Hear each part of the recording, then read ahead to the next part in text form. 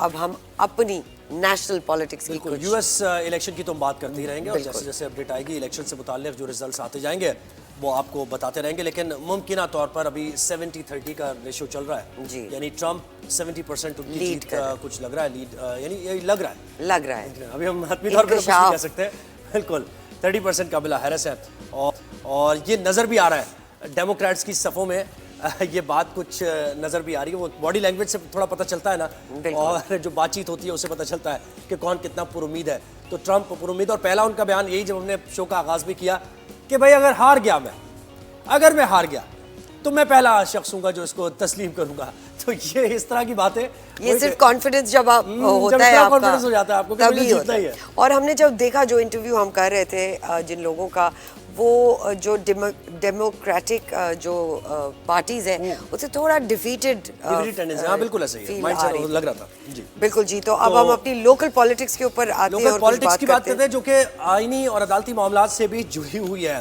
اب کل یہ ہوا ہے کہ جوڈیشل کمیشن نے 7 رکنی آئینی بینچ تشکیل دے دیا ہے اور آئینی بینچ کے سربراہ بھی مقرر ہو گئے ہیں. دوسری طرف پریکٹس اینڈ پروسیجر کمیٹی کا جو اجلاس ہوا تھا اس میں چیف جسٹس آف پاکستان شامل نہیں ہوئے تھے.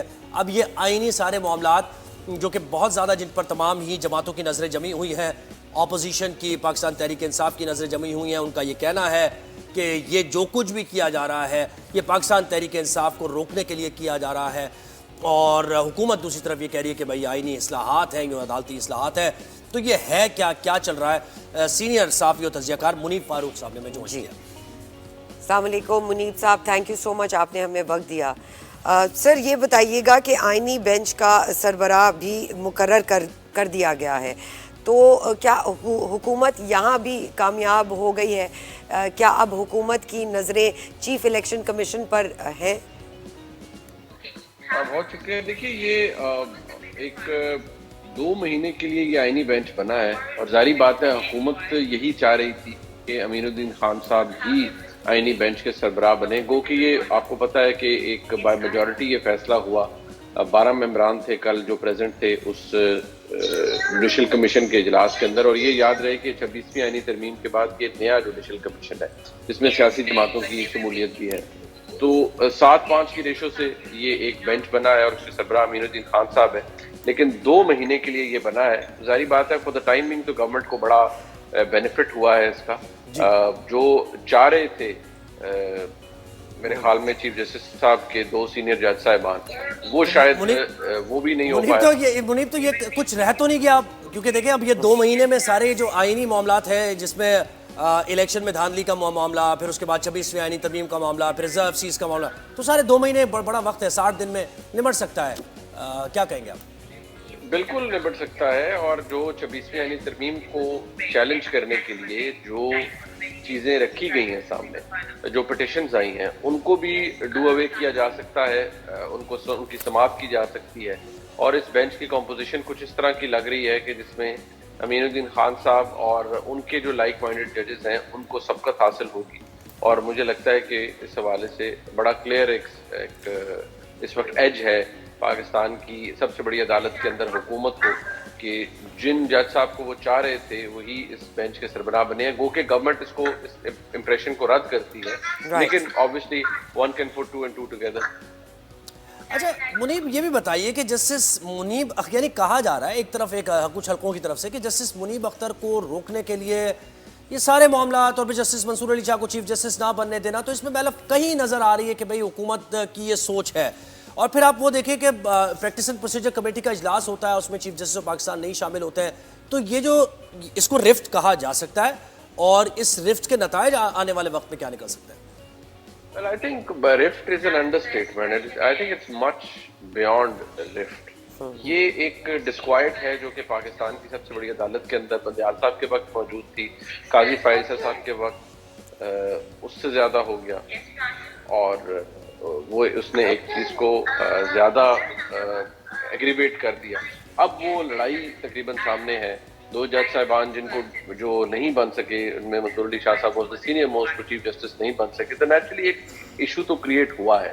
اور وہ چاہ رہے ہیں کہ جی فل کورٹ سنیں 26ویں آئینی ترمیم کو، because they want to strike down the major parts of 26th amendment. Whereas جو گورنمنٹ اور شاید جو خود چیف جسٹس صاحب ہیں وہ اتنے انکلائنڈ نہیں ہیں یہ کرنے کے لیے. سو یہ رفٹ یا لڑائی تو بہت چھوٹا لفظ, یہ تو اب ایک ٹھیک ٹھاک قسم کی ریسٹیونیس ہے جو کہ موجود ہے پاکستان کی سب سے بڑی عدالت کے اندر, اور I don't see it getting resolved any time soon. مجھے لگتا ہے کہ یہ تو ایگریویٹ ہوگی اور سچویشن شاید with every passing day it will get back to worse. اور یہ سیاسی جماعتیں کیسے رسپونڈ کریں گی؟ جیسے مولانا صاحب نے کہا کہ بھائی 26ویں میں تو ہم ساتھ تھے, لیکن اس کے بعد جو آپ یہ امینڈمنٹ اور یہ ساری چیزیں لے کر آئے, نئی یہ تو چیزیں لے کر آئے, ایک مارشل لا ہے, یہ سول مارشل لا کی طرف آپ چلے گئے ہیں. تو کوئی مشترکہ لاء عمل ہوگا اپوزیشن جماعتوں کی طرف سے یا نہیں کر پائیں گے؟ مشکل ہے, اسٹرینتھ نہیں ہے, کیونکہ ہم نے 26ویں آئینی ترمیم کے وقت دیکھا تھا کہ کافی پولیٹیکل پارٹیز جو ہیں وہ ایک ساتھ نظر آئی تھیں, لیکن اس وقت وہ ساتھ نہیں نظر آ رہی. دیکھیے جو مولانا فضل الرحمان صاحب اور تحریک انصاف کے مسائل ہیں ان میں تھوڑا سا یہ ہے کہ مولانا صاحب تو اب اعتراض سب سے بڑا کر رہے ہیں, وہ ہے انسداد دہشت گردی کے قانون کے اندر جو ترمیم پرپوز کی گئی ہے گورنمنٹ کی جانب سے. نو ڈاؤٹ وہ بڑی اسٹرکٹ قسم کی and gives a lot of room to the security agencies and law enforcement agencies کہ وہ کسی کو بھی 3 مہینے تک ڈیٹین کر سکتے ہیں, which frankly is quite a draconian law, but it's also need of the hour. اور وہ باقاعدہ طور پر جو کہا جا رہا ہے گورنمنٹ کی طرف سے بھی کہ لا انفورسمنٹ کے لیے آپ کو کچھ ایسے خاص حالات کے اندر اگر آپ نے انفورسڈ ڈسپیرنسز کے مسئلے کو جزوی طور پر حل کرنا ہے تو آپ اس قانون کو پھر عمل درآمد ہونے دیجیے, اس کو لا بننے دیجیے. ویئر ایز مولانا صاحب feels and some people P T I feels کہ اس کو پولیٹیکلی بھی استعمال کیا جائے گا, اور یہ ایک ایسا ہتھوڑا ہے جو پھر کسی کے سر میں بھی جا کے بچ سکتا ہے. جی بالکل منیب ہمارے ساتھ ہی رہی ہے. دیکھیں کہ بھئی ایک حکومت کا جو موقف ہے وہ یہی ہے کہ ڈیمانڈ آف دی ڈے ہے, یعنی کہ وقت کی اہم ضرورت ہے یہ, لیکن دوسری طرف یہ جو تاثر دیا جا رہا ہے کچھ پولیٹیکل پارٹی سے اپوزیشن کی طرف سے کہ یہ سب ان کو کارنر کرنے کے لیے کیا جا رہا ہے, دیوار سے لگانے کے لیے کیا جا رہا ہے, تو یہ بھی اپنی جگہ موجود ہے. اور وہ جو رفٹ کی میں نے منیب نے کہا کہ بھئی رفٹ سے بڑھ کے یہ چیز ہے. اور جیسے اچھا منیب ایک سوال اور آپ سے, یہ جو 26 کے بعد جو یہ ابھی یعنی بہت ہی ہیسٹی یہ جو سارا معاملہ کیا گیا, چیفز کی مدت ملازمت بھی بڑھا دی گئی ہے, اس پر بہت ہی محتاط انداز میں پاکستان تحریک انصاف نے تنقید نہیں کی اور کہتے ہوئے نکل گئے وہ کہ بھئی یہ تو انتظامی معاملہ ہے. پھر مولانا بھی کہتے ہوئے نکل گئے, تو اور وہ یاد ہوگا آپ کو ہسٹری میں پاکستان پیپلز پارٹی کی طرف سے وہ جو آرمی عدالتیں اور ساری یہ معاملات تھے اس پہ روتے ہوئے بھی سائن کیے گئے اور ساری چیزیں. تو یہاں تو بہرحال کوئی پرابلم نہیں ہونے والی, حکومت کو کوئی تنقید نہیں کرنی, اداروں کو کوئی کسی تنقید کا سامنا نہیں ہوگا. دیکھیے یہ ایک ٹینیور اپوائنٹمنٹ, اس کو پہلے بھی ٹینیور اپوائنٹمنٹ تھی, اب اس کی مدت بڑھا دی گئی ہے کہ اب تمام سروسز چیف 5 سال کے لیے ہوں گے. نیچرلی گورنمنٹ کو تو یہ سوٹ کرتا ہے کیونکہ ایک انڈرسٹینڈنگ بھی ہے پاکستان کی جو سیکورٹی اسٹیبلشمنٹ ہے وہ مکمل طور پر گورنمنٹ کا ساتھ دے رہی ہے, اور یہ کچھ ایسا نہیں ہے کہ which is out of the box یا پہلے نہیں ہوا. پہلے اس کو ایکسٹینشن کا دے دیا جاتا تھا نام, اب یہ ایک ٹینیور اپوائنٹمنٹ کر دی گئی ہے, بٹ اس کے اندر یہ روم ہے کہ اگر کسی کو ری اپوائنٹ کیا جاتا ہے یا دوبارہ نیا ایک ٹینیور دے دیا جاتا ہے تو وہ بھی چل سکتا ہے معاملہ. But naturally P T I اس کو ایک اور نظر سے دیکھتی ہے, ان کا خیال یہ ہے کہ it is equivalent to a death, political death warrant for P T I, where they feel کہ جی شاید ان کے لیے معاملات for all times to come خراب ہی ہوں گے اور کوئی سچویشن ان کی امپروو نہیں کرے گی. بٹ سیاست میں کچھ پرماننٹ نہیں ہوتا, آج کے دوست کل کے دشمن ہوتے ہیں اور آج کے دشمن کل کے الائز بن جاتے ہیں. تو لیکن جس حد تک عمران خان صاحب اپنے آپ کو یا اپنی سیاست کو پوزیشن کر چکے ہیں, میرے خیال میں بڑا مشکل ہوگا for him to climb up this ladder. Right. Muneeb آپ کو کیا لگتا ہے یو ایس الیکشنز کا جو بھی رزلٹ آتا ہے اس کا trickle down effect on Pakistan ہے, عمران خان صاحب کی رہائی کی بھی بات ہو رہی ہے, اس پہ کیا کہیں گے؟ دیکھیے میرا نہیں خیال کہ اس وقت Pakistan is a foreign affairs priority for U S. وہاں they have enough on their plate, they have situation, ان کے پاس تو there are a lot of other things to deal with. Pakistan comes later, or I would say it will never come as a major foreign policy issue for the United States of America. And plus میں آپ کو ایک بات بتاؤں کہ جو Republicans ہیں they love to deal with the military. Pakistan is strategically placed. They somehow like the one window operation. They are not so keen جب بات ہوتی ہے انٹریکٹ کرنے کا, جب انہوں نے گفتگو کرنی ہو یا اپنا کام کرنا ہو, they would rather prefer جی, یعنی انہیں کوئی ریزسٹنس نہیں چاہیے, انہیں چاہیے کہ بھائی جو وہ کہا جائے وہ آسانی کے ساتھ کیا جائے. اچھا ایک بار پھر یہ تو یو ایس پاکستان کی بات ہو گئی. خواجہ آصف کو پہلے تو بہت زیادہ خطرات اور خدشات تھے کہ بھئی اگر یہ جسٹس مسرور علی شاہ تو پھر تو الیکشن دوبارہ سے اوپن ہو جائیں گے سارے معاملات اور پھر ری الیکشن کی طرف ہم جائیں گے, لیکن اب بھی انہیں کچھ خطرات ہیں اتنا کچھ کرنے کے بعد بھی. خواجہ صاحب نے کیا کیا سنیے پھر اس پر تجزیہ آپ کا لیں گے. پاکستان ایک ایسی پالیٹی ہے یا ایک ایسی ریاست ہے جس میں کبھی بھی جو ہے ٹیکن فور گرانٹیڈ نہیں لینا چاہیے. اس بات کی کبھی بھی جو ہے ضمانت نہیں ہوتی کہ آپ کے پاس میجورٹی ہے اور اس کے بعد بھی جو ہے آپ کو جو ہے وہ مشکلات کا سامنا نہ ہو. خاص تھا ایک مختلف قوتوں کا, اس میں عدلیہ بھی شامل تھی, سیاسی جو قوتیں تھیں وہ بھی شامل تھیں, اور اس میں جو ہے آپ کہہ سکتے ہیں ایکسٹرا ٹیریٹوریل جو ہے عوامل جو ہے وہ بھی شامل تھے.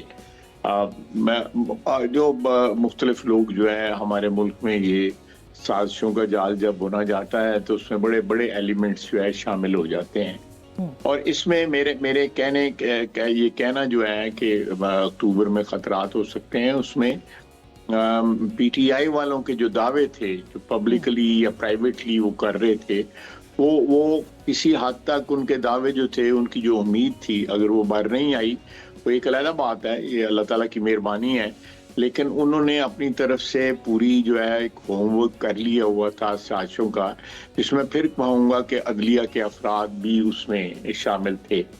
ان کے بھی ایک سیاسی میں سمجھتا ہوں کہ ایک پولیٹیکلی پارٹیزن ایک میں سمجھتا ہوں کہ ایک پوزیشن لی ہوئی تھی انہوں نے.